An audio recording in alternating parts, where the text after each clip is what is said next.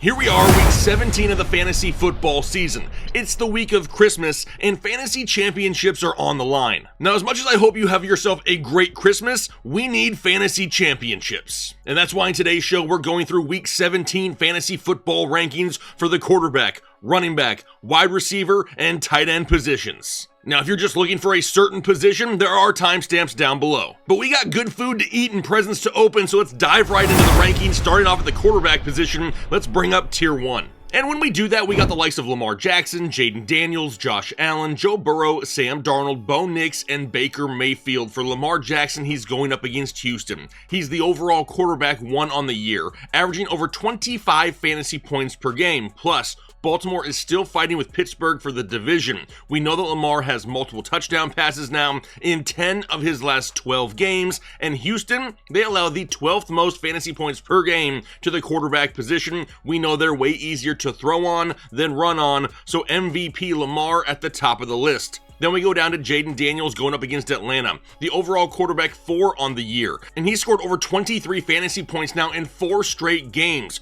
Washington still playing to win, and Atlanta allows the 7th most fantasy points per game to the quarterback position. How about Josh Allen going up against the Jets? And if Kansas City wins on Christmas Day, that will lock up the number 1 seed for them, and this game with Buffalo really doesn't mean a whole lot. Now, no, they're not just going to sit Josh Allen, but maybe we see him pulled early in the second half, especially if they have a decent lead. But I will say this, I would expect a very vanilla offense if that is the scenario as well. Now, after Josh Allen, we got Joe Burrow going up against Denver, and it's not a great matchup for Burrow, but he does have 7 straight games with at least 3 passing touchdowns. T. Higgins has already come out and said he will be on the field. This is a must-win for Cincinnati. Now, Denver does allow the 7th fewest fantasy points per game to the quarterback position. However, over the last month, they had been torched by the likes of Justin Herbert and Jameis Winston. Which then brings us down to Sam Darnold going up against Green Bay, and Minnesota is currently fighting with Detroit for the division and the number 1 overall seed. Sam Darnold has a career high in passing yards and touchdowns this year, and he torched Green Bay earlier in the year. He also has multiple touchdown passes now in 5 of his last 6, so he's at number 5. How about Bo Nix going up against Cincinnati? And no one expected this good of a year for Bo Nix, the QB 9 overall on the season, averaging over 18 fantasy points per game. This is also a must-win situation for the Broncos to try and lock up a playoff berth. And it's a great opportunity to do it because Cincinnati allows the 4th most fantasy points per game to the quarterback position. And then we round out tier 1 with Baker Mayfield going up against Carolina. And Tampa Bay cannot lose another game. Now, they may be without Cade Otton and Sterling Shepard, but this game is at home, and Baker has multiple touchdown passes thrown in 5 of his 7 home games this season. I'm expecting a whole lot of Mike Evans, and Evans typically torches the Carolina Panthers. Now, the Panthers are playing a little bit better here as of late, which means this game could stay closer, and Baker could be throwing all 4 quarters. Which will then bring us to tier 2, Tua Tagovailoa, Jared Goff, Brock Purdy, Kyler Murray, Matthew Stafford, Patrick Mahomes, and Jordan Love. Now for Tua, he's going up against Cleveland, and he hasn't been killing it here as of late, but Miami remains in must-win territory, and the drops by pass catchers are really hurting Tua's numbers, really more than anything else. Plus, he's going against Cleveland this week, and they're way easier to throw on than run on, plus there's that opportunity that Jalen Waddle returns. How about Jared Goff going up against San Francisco? He's still in a fight for the division and the number 1 overall seed. He's scored at least 23 fantasy points in his last 3 games, and this Detroit offense is throwing a lot more with no David Montgomery in the backfield. I mean, Goff's last 2 games have been crazy. He's had over 800 yards passing and 8 touchdowns in his last 2 games alone. Now, San Francisco will be a tough matchup, but the ceiling is just so high right now for Jared Goff. How about Brock Purdy going up against Detroit, his opponent in that game? And San Francisco has been eliminated from playoff contention, but I'm sure they wouldn't mind trying to be the spoiler for Detroit. Now, Purdy has struggled to play consistently, but being that this is a home game and how Detroit stops the run, I had to keep Purdy verge top 12. How about Kyler Murray going up against the Rams? And Kyler's best game of the year was week 2 2 against these Rams. It was the game that Marvin Harrison Jr. just blew up. Now, Arizona has been eliminated from the playoffs, but they can sure spoil the chances of LA. The Rams, though, they allow the 9th most fantasy points per game to the quarterback position, so Kyler Murray right here at number 11. Number 12, his opponent in that game, Matthew Stafford, going up against Arizona. And sure, the Rams need to keep winning, but Stafford has failed to throw for over 200 yards now in 3 of his last 4 games played. This is a matchup he should do well in, especially because it's at home. But with the struggles here as of late, it's hard for me to put him any higher than QB 12 this week. Then we got Patrick Mahomes going against Pittsburgh. A win on Christmas locks up the number 1 seed, and KC can kind of rest a lot of their players over the next couple of weeks. It's not going to be easy though. Pittsburgh allows the 4th fewest fantasy points per game to the quarterback position. Then we got Jordan Love going up against Minnesota, and they just can't seem to get the passing game on track in Green Bay. It doesn't help that Christian Watson continues to go out there and get hurt every single time he steps on the field. Now, it's a great matchup going up against Minnesota, who's much easier to throw on than run on, but due to the struggles in Green Bay, I got Jordan Love at 14, the bottom of tier 2. Which only leaves us tier 3 left, where we have Bryce Young, Anthony Richardson, Justin Herbert, because you know I'm feeling fancy on the week of Christmas. Then we got Caleb Williams, Russell Wilson, and Jalen Hurts. Now for Bryce Young, he's going up against Tampa Bay. And Bryce is the quarterback 12 overall over the last 5 weeks of the season. What a total turnaround this year for Bryce Young. He's also had a rushing touchdown in 3 of his last 4 games played, and scored 23 fantasy points in his last game against Tampa Bay just a couple weeks ago. Now, obviously Carolina isn't playing for anything,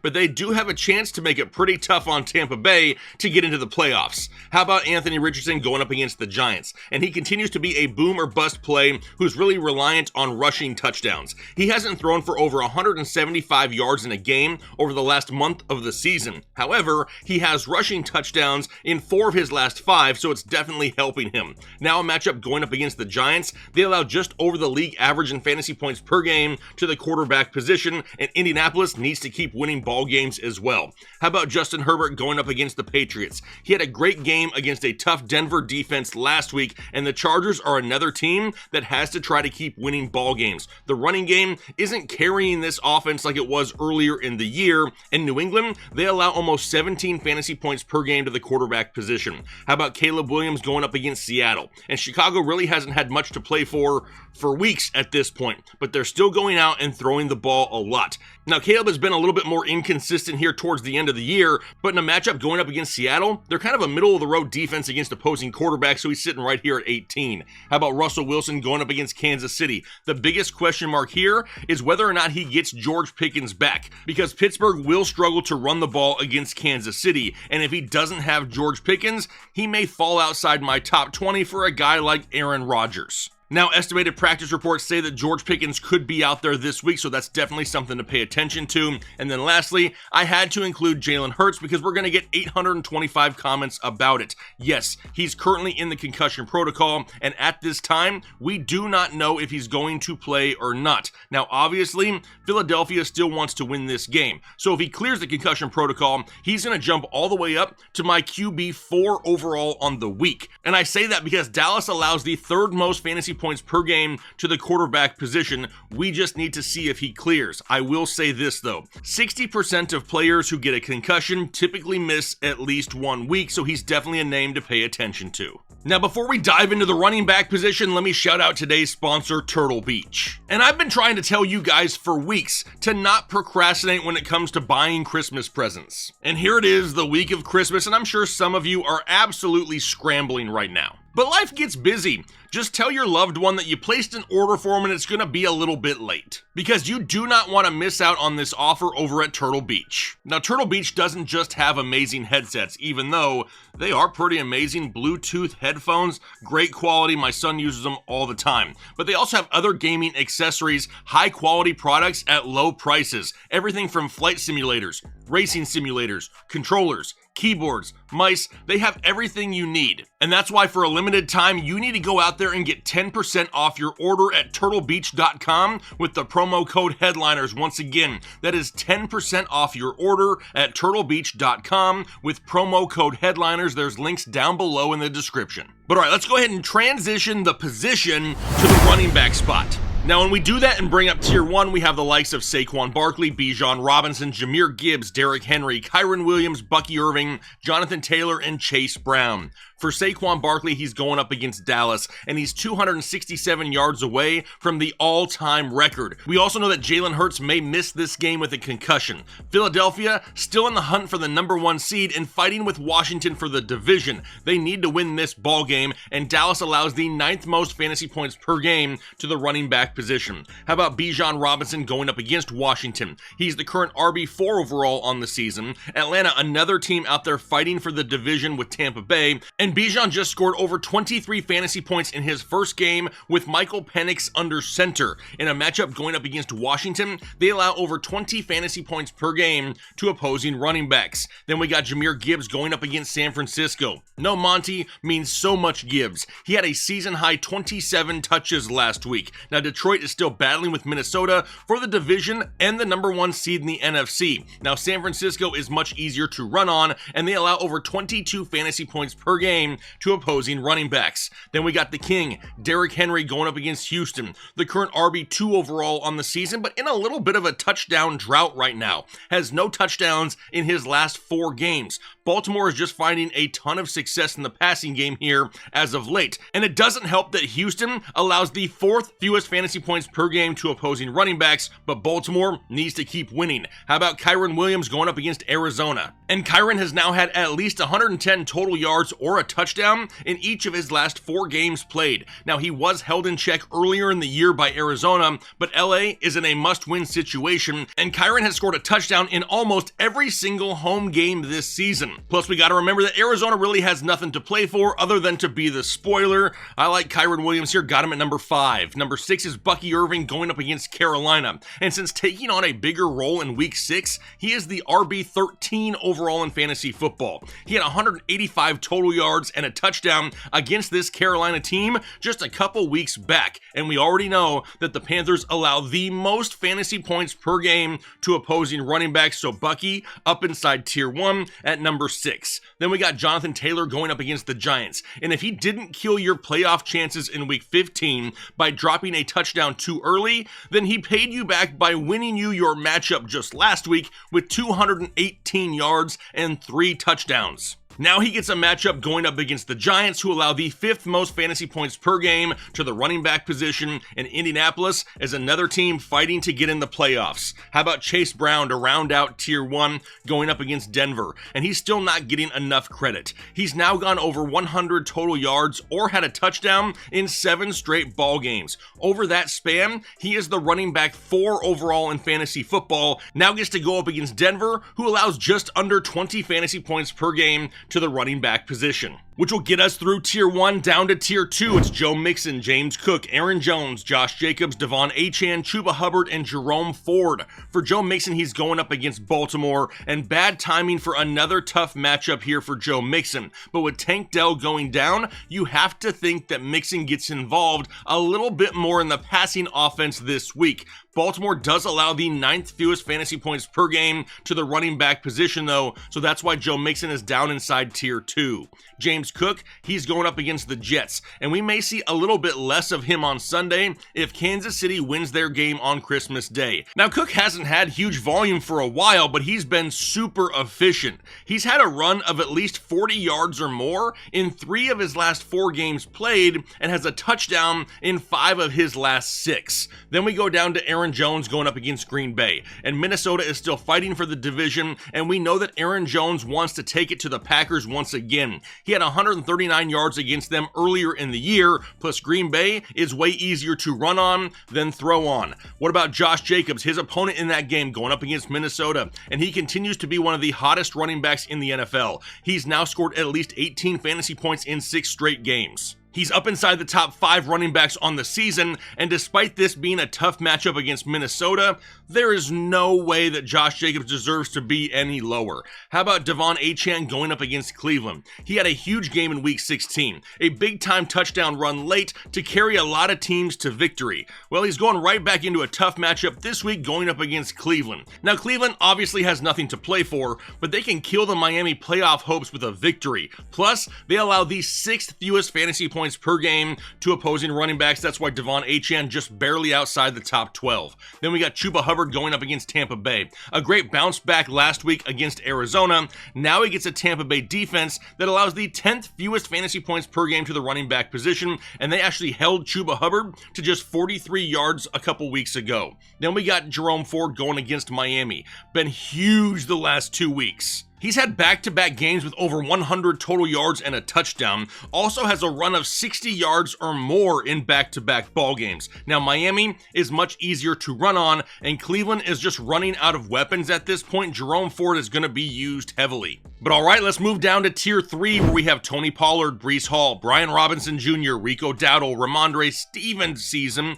Tyrone Tracy, and Rachaad White. For Tony Pollard, he's going up against Jacksonville. And sure, Pollard has some incentives to hit in his contract, but he also isn't 100% healthy either. He's played in less than 50% of the snaps in his last 2 games, and last week, Tyjae Spears out-touched him. This is a great matchup though. Jacksonville allows the 2nd most fantasy points per game to the running back position. Then we got Breece Hall going up against Buffalo. Now the Jets have nothing to play for, and the Bills may not either by the time this game starts, but Breece just had 19 touches last week and has now had 10 plus fantasy points in 4 of his last 5 games played. Buffalo does allow the 3rd most fantasy points per game to the running back position, and Breece Hall had 169 yards against them earlier in the season. What about Brian Robinson Jr. going up against Atlanta? The passing game is working so well in Washington, they haven't been overly reliant on B-Rob. We then add in the fact that Atlanta is way easier to throw on than run on. I had to drop B-Rob down to tier 3. Now after him, I got Rico Dowdle going up against Philadelphia. Love the volume he's had here the last 5 weeks,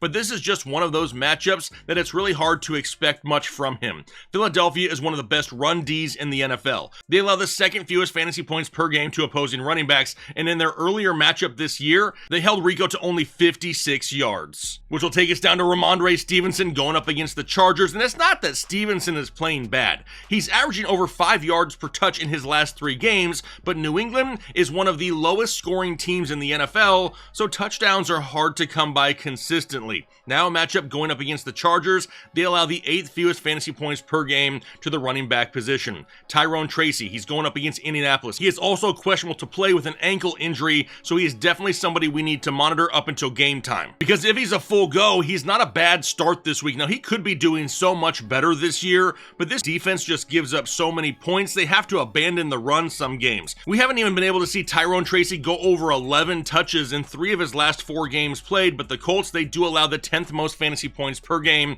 to opposing running backs. We'll have to see if he suits up or not. And then to round out tier 3, it's Rachaad White going up against Carolina, and he's been a decent flex play here as of late. Bucky is still feasting, but White has had at least 12 touches now in 5 of his last 6 games played as well. Now he gets the great matchup going up against Carolina in a must-win game. Had to put him up right here at the bottom of tier 3. Which will bring us to tier 4, and this is where things start to drop off pretty heavily. In tier 4, we got Alexander Madison, DeAndre Swift, Tyjae Spears, Jalen Warren, Gus Edwards, Najee Harris, Kendre Miller, and Isaiah Pacheco. Now, Alexander Madison is going up against New Orleans, and with Sincere McCormick and Zamir White on IR, we're probably going to see a lot of Alexander Madison on the ground and in the passing game. He had 7 targets last week. Now, obviously, not a lot of touchdowns to go around in Las Vegas, but New Orleans does allow over 20 fantasy points per game to opposing running backs. Then we have DeAndre Swift going up against Seattle, and he doesn't have a game over 90 total yards or a touchdown since they changed their offensive coordinator a few weeks ago. This has to be one of the easiest matchups he's had in quite some time though. Over the last few weeks, he's faced the likes of the Detroit Lions twice, Minnesota twice, and San Francisco. Now going up against Seattle, they allow the 12th most fantasy points per game to the running back position, so I kept him up inside the top 24 at number 24. Then we got Tyjae Spears going up against Jacksonville. Like we mentioned earlier, Tony Pollard is not 100% healthy. Now Spears has back-to-back games playing over 50% of the snaps and has 4 touchdowns over his last 2 games alone. Now a matchup going up against Jacksonville, who allows the second most fantasy points per game to the running back position. Then we got Jaylen Warren going up against Kansas City, and it's going to be hard to find any running room against the Chiefs. But Jaylen Warren has now had at least 70 total yards in 2 of his last 3 games and could see more checkdowns this week. Then we move down to Gus Edwards going up against New England. Kind of a scary option, but he does have 10 plus fantasy points in 2 of his last 3 games and is coming off a game in which he scored 2 touchdowns. But really, this one is more about matchup.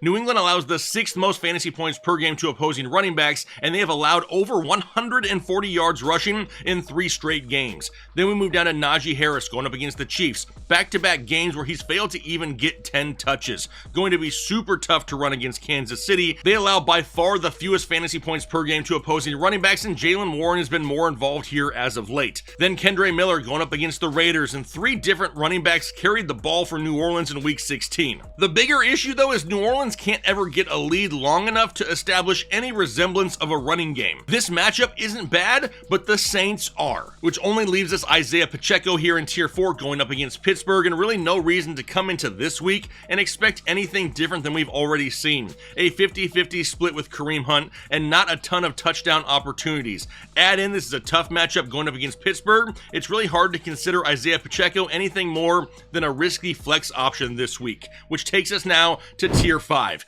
where we have Kareem Hunt, Tank Bigsby, Travis Etienne, Kenneth Walker, James Conner, and Isaac Guerrero. Now for Kareem Hunt, he's going up against Pittsburgh, there with Isaiah Pacheco. Still splitting those touches, and it's a tough matchup where there may not be many touchdown opportunities. Tank Bigsby, he's sitting right there at a 50-50 split in Jacksonville. It all comes down to who scores the touchdown each week, because there aren't very many touchdowns going around in the running game as is. But that's why I also have Travis Etienne down here in tier 5 as well. It's a good matchup for these guys, but it's just impossible to know for sure who is going to get that opportunity here in week 17, but Tennessee does allow the 7th most fantasy points per game to opposing running backs. Then we got Kenneth Walker going up against Chicago. Now he is questionable to play, but if he does play, he will be a tier 3 option. If he sits, Zach Charbonnet becomes that tier 3 option. I wanted to include some of these injured guys here at the end because I know a lot of questions are surrounding them. Then we got James Conner going up against the Rams, another running back questionable to play.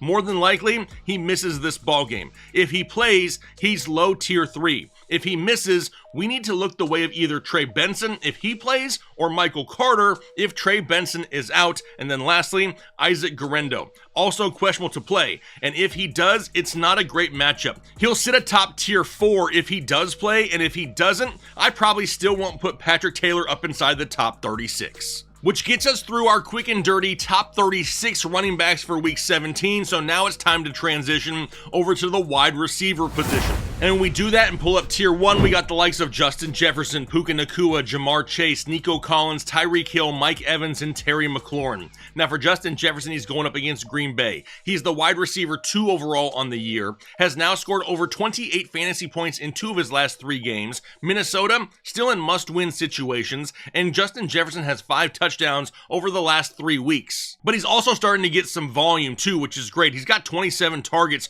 over his last 2 games as well, and he scored a touchdown against Green Bay earlier in the year. How about Puka Nacua going up against Arizona? LA needs to keep winning, and Puka is clearly the top receiving threat in LA. Now that Arizona defense was playing good for most of the season, but they've really floundered here as of late. Now after him, we got Jamar Chase going up against Denver. The matchup against Denver and Patrick Surtain is tough, but not many people have been able to even slow down Jamar Chase this year. He is the only wide receiver on the year to be averaging over 20 plus fantasy points per game. I dropped him a couple spots to show some respect to Patrick Surtain, and he ain't falling any more than wide receiver 3 overall. Then we got Nico Collins going against Baltimore. So no Tank Dell, and they just signed Deontay Johnson. But it's really hard to think that Deontay Johnson is going to learn the playbook and have any chemistry with CJ Stroud in just 2 days. If Houston wants any chance of winning this game, we're going to need a whole lot of Nico Collins because Baltimore allows the 2nd most fantasy points per game to the wide receiver position.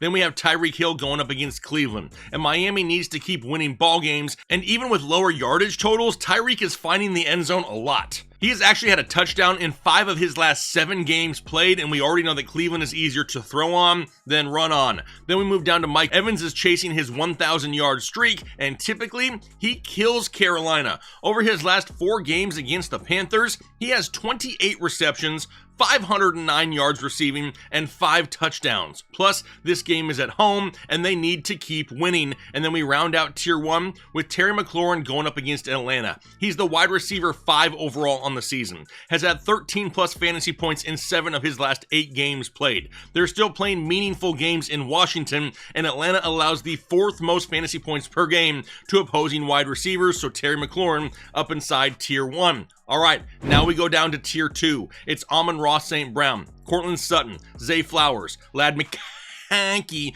Jackson Smith-Njigba, A.J. Brown, Devontae Adams, Brian Thomas Jr., and Jordan Addison. Now for Amon-Ra St. Brown, he's going up against San Francisco, and after a string of bad games in November, he's been hot here as of late. Now, we know that Detroit needs to keep winning, but this is not an easy matchup. The 49ers allow the 2nd fewest fantasy points per game to opposing wide receivers, and that's why I've dropped him down at the top of Tier 2. Then we have Cortland Sutton going up against Cincinnati, and he didn't have a big week in Week 16, but he's scored at least 10 fantasy points now in 7 of his last 8 games played. Denver in must-win territory, and Cincinnati allows almost 26 fantasy points per game to opposing wide receivers. Then we move down to Zay Flowers going up against Houston, and he's coming off his first 100-yard game in 5 weeks. Now he gets a great matchup going up against Houston. Houston allows the 7th most fantasy points per game to opposing wide receivers, and Baltimore needs to win this ball game. It's also super hard to run on Houston, so we could see more passing from the Ravens once again this week. After him, it's Ladd McConkey going up against New England, and he continues to be a reliable high-end wide receiver 2,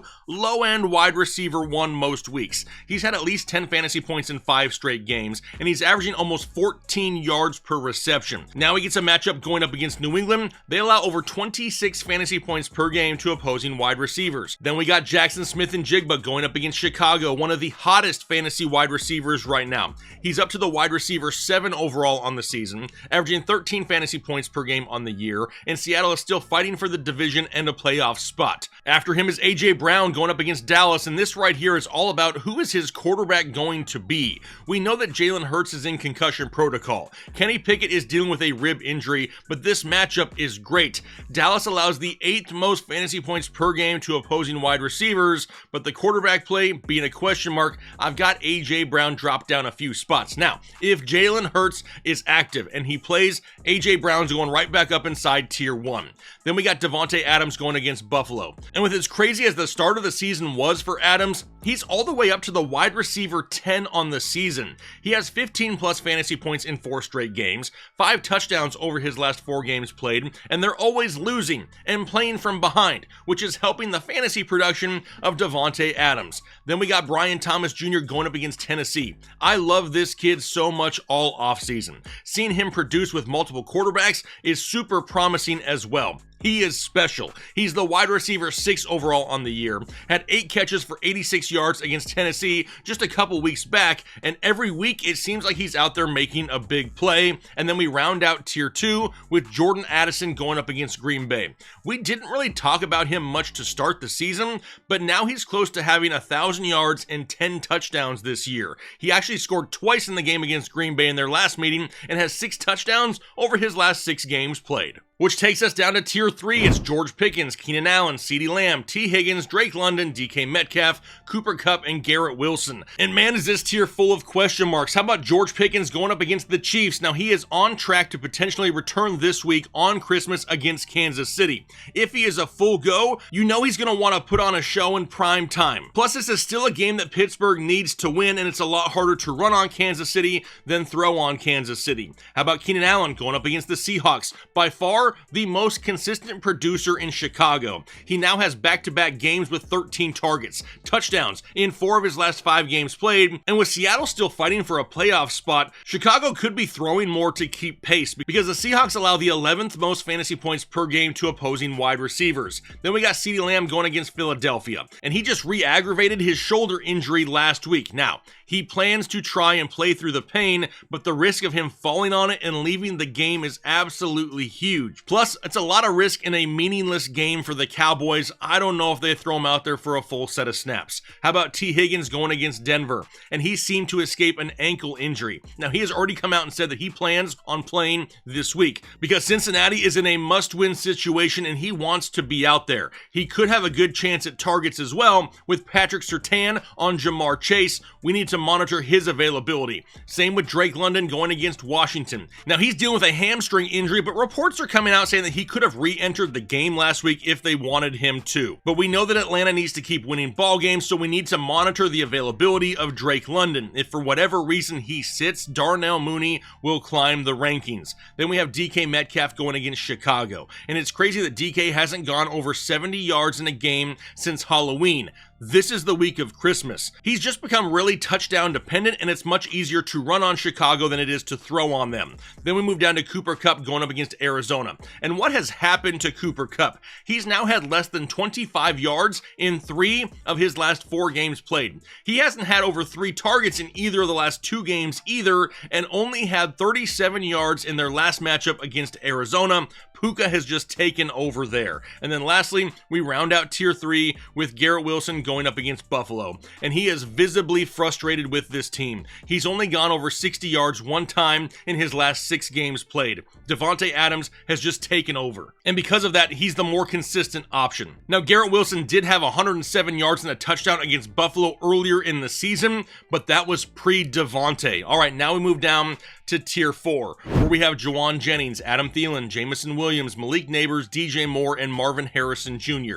Now for Juwan Jennings, he's going up against Detroit, and I know we're all holding on to that early season magic, but Jennings has failed to get a touchdown or at least 60 yards receiving in 4 of his last 5 games played. Now San Francisco has nothing to play for, they've been eliminated, but they can kind of play the spoiler and maybe affect the outcome of what position Detroit has in the playoffs, but we also know that the Lions do allow the 6th most fantasy points per game to the wide receiver position. How about Adam Thielen going up against Tampa Bay? Bryce Young is playing so much better. Thielen is leading this team in targets the last month of the season, and it's so much easier to throw on Tampa Bay. In their last game, Thielen had 8 catches for 99 yards and a touchdown against them. Then we move down to Jamison Williams going up against San Francisco, coming off his best game of the year. He is truly unguardable at times. Now, Detroit is still fighting for the division and the #1 overall seed, so they want to win this ball game. Not the greatest of matchups going up against San Francisco, but I think by now, we all know all J-Mo needs is 1 big-time touchdown play. Then we move down to Malik Neighbors going up against Indianapolis, and this kid's talent is just being wasted, like all the other talent before him in New York. He's had to deal with Daniel Jones, Drew Lock, and Tommy DeVito, yet he's still on pace for over 100 catches and over 1,000 yards receiving, which is crazy. Now, who knows who plays quarterback this week, but going up against Indianapolis, they're pretty solid against opposing wide receivers. Then we got DJ Moore going up against Seattle, and Keenan Allen is everything we want DJ Moore to be. Moore is getting the volume and the higher yardage, but Keenan is getting all the touchdowns and absolutely killing the ceiling of DJ Moore. At this point, Moore is nothing more than a flex option most weeks. Same thing can be said for Marvin Harrison Jr. going up against the Rams. And what do you know? Another week of 4 catches for right around 40 or 50 yards for Marvin Harrison Jr. Only silver lining here is that his best game of the year was back in week 2 against these Los Angeles Rams, where he basically had 130 yards receiving and 2 touchdowns in the first half of that ball game. Now, we haven't really seen anything like that since, and that's why he's down here the bottom of tier 4, barely inside the top 30. Now we move down to tier 5. We got Khalil Shakir, Jalen McMillan, Darnell Mooney, Xavier Worthy, Deebo Samuel, and Jaden Reed. Now for Khalil Shakir, he's going up against the Jets. And at the time that this game is being played, this game may be somewhat meaningless for Buffalo, but Shakir has had less than 40 yards receiving in 3 of his last 4 games played. This matchup isn't horrible, but there is more risk with the unknown of how much Buffalo is really going to push to win this ball game. Then we got Jalen McMillan going up against Carolina, and he's really been benefiting here as of late from so much defensive attention on Mike Evans and the running game in Tampa Bay. McMillan has now had touchdowns in 3 straight games, and with Carolina playing a little bit better, we could see Tampa Bay having to throw the entire entire ball game. Then we got Darnell Mooney going up against Washington. And with Drake London dealing with a hamstring injury, we could see more targets for Michael Penix going the way of Darnell Mooney. Atlanta has to keep winning ball games, and Washington allows over 26 fantasy points per game to opposing wide receivers. We could also see Atlanta playing from behind in this game, throwing the ball more, and that could even lead to some garbage points that could help win fantasy championships. After Mooney, we got Xavier Worthy going up against Pittsburgh, and he's really getting great volume here the last couple of weeks. He's had 11 targets now in back-to-back ball games, touchdowns in back-to-back ball games. He's getting multiple rush attempts each week, but this is a tough matchup, and Hollywood Brown is getting back in the mix, so I don't want to put him too high in the rankings. Then we got Deebo Samuel going against Detroit, and Deebo just had his first game with over 10 fantasy points since week 10. The running game is still banged up though, and you can see that San Francisco is just trying to get the ball to Deebo Samuel a little bit more. They really have little to play for though, and with guys like George Kittle and Jawan Jennings in the mix, it's going to keep Deebo Samuel super risky. Speaking of super risky, the last guy on the list is Jaden Reed going up against Minnesota. He was basically non-existent for most of that game on Monday night. A couple of big plays late really salvaged a potential bad day once again. For whatever reason, they just are not relying on Jaden Reed that much in this offense, which is absolutely stupid. Despite this being a great matchup going up against Minnesota, he is just super hard to trust. Which brings us through wide receivers and now takes us to our last position, our top 15 tight ends. Now when we do that and bring up tier 1, we got the likes of George Kittle, Brock Bowers, Trey McBride, Jonnu Smith, and Mark Andrews. Now for George Kittle, he's going up against Detroit, and San Francisco may be eliminated from the playoffs, but they have a chance at home to affect the Lions' playoff seeding potentially. Now Kittle has even come out and said that he's still going to go 100% rest of the season, but no team allows fewer fantasy points per game to the tight end position than the Lions. But Kittle has been the clear tight end one most of the season, so that's where he's staying here in week 17. Then we got Brock Bowers going up against New Orleans. The targets are back. No idea why they slowed down for the 2 games prior, but you have to think they're going to keep peppering Brock Bowers there in Las Vegas, especially since he's about to break the all-time reception total for a rookie, which was set last year by Puka at 105. Then we got Trey McBride going up against the Rams, and with all the pressure to get him in the end zone, you have to think they make a conscious effort to get him in there this week. Now, why do I say that? There's really nothing much else to play for in Arizona. And on top of that, the Rams allow the 9th most fantasy points per game to the tight end position. I'm guessing it happens this week. How about Jonnu Smith going up against Cleveland? And he has now scored more fantasy points this season than Trey McBride. Let that sink in for a second. In fact, Jonnu hasn't scored under 9 fantasy points in a game since week 10. Miami needs to keep winning, and we don't even know if Jalen Waddle is returning yet. Jonnu Smith remains up inside tier 1. How about Mark Andrews going up against Houston? All the way up to the tight end 5 overall on the season now. The first 5 weeks of the season, Mark Andrews had 17 points total.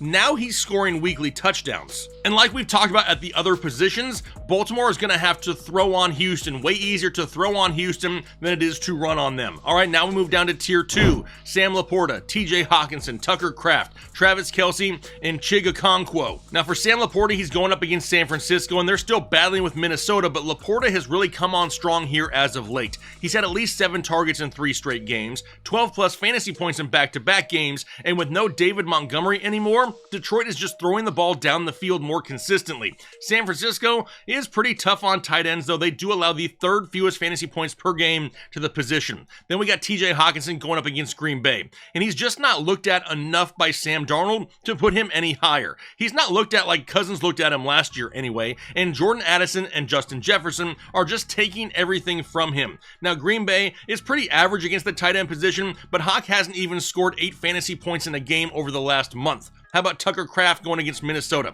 his opponent in that game? And Christian Watson is hurt once again, so that will open the door for more targets potentially going the way of Tucker Kraft. But I think at this point we can all agree that the passing game in Green Bay just can't seem to get going consistently. Then we got Travis Kelce going up against Pittsburgh. Kansas City keeps winning, and they don't even need Travis Kelce. He's only gone over 75 yards 3 times all year long, has no touchdowns over his last 6 games played, and now with Hollywood Brown coming back into the mix, I have a feeling that they're going to use Travis Kelce sparingly to keep him healthy for the NFL playoffs. which only leaves us Chigakonkwo to round out tier 2 going up against Jacksonville. Now he's been leading this team in targets over the last 2 weeks. He's just more of a safety blanket and more of a PPR option. Not many touchdowns to go around in Tennessee, but Jacksonville does allow the 7th most fantasy points per game to the tight end position. Then all we got left is tier 3, Dalton Schultz, Dalton Kincaid, going double Dalton here back to back, Hunter Henry, Mike Gesicki, and David Njoku. Now for Dalton Schultz, he's going up against Baltimore,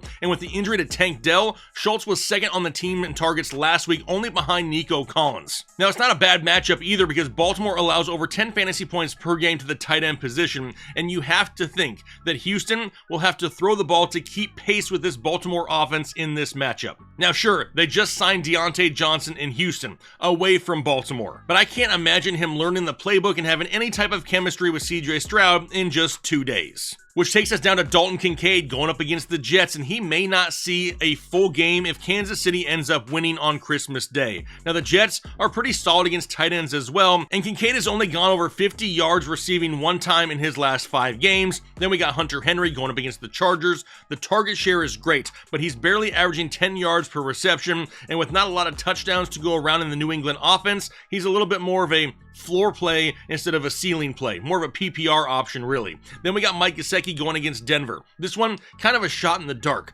but Denver plays great against wide receivers, so it could free up some space for Mike Gesicki down the field. Cincinnati needs to win this ball game, and Denver will be able to score some points on this Cincinnati defense. Gesicki could be a sneaky play in week 17. Now after him, I'm going to mention David Njoku, who's going up against Miami, because we knew the targets would remain, but we knew they weren't going to be quality targets whatsoever. Now Miami does allow over 10 fantasy points per game to tight ends, and David Njoku flirts with 10 plus targets a week, so why is he not higher? We don't even know if he's going to play at this point. He is currently questionable with a knee injury, and with Cleveland really not playing for much, I would not be surprised if he misses this game. I know a lot of people would have questions about him, so I wanted to throw him at the bottom of the list. Now, if he does end up missing, the next tight end in my rankings would have been Noah Gray. So there you have all your positional rankings for Week 17 fantasy football. Now, we love seeing all the comments down below in the comment section with people out there winning fantasy championships. But I also want to take a quick second to wish you and yours a very Merry Christmas. You never know what you had until it's gone, so be sure to have some quality time with your family this holiday season. Now, I'm going to go ahead and get out for the day. Hopefully you enjoy the rest of your day, and then most importantly,